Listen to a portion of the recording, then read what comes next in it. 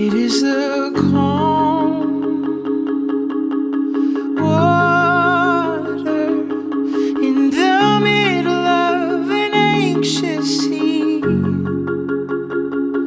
where heavy clouds part and the sunrise starts a fire in the deepest part of me. So I let go, and in this moment I can breathe.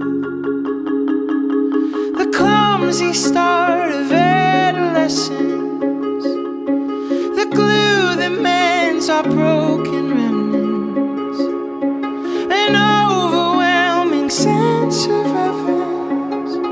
It's a glimpse of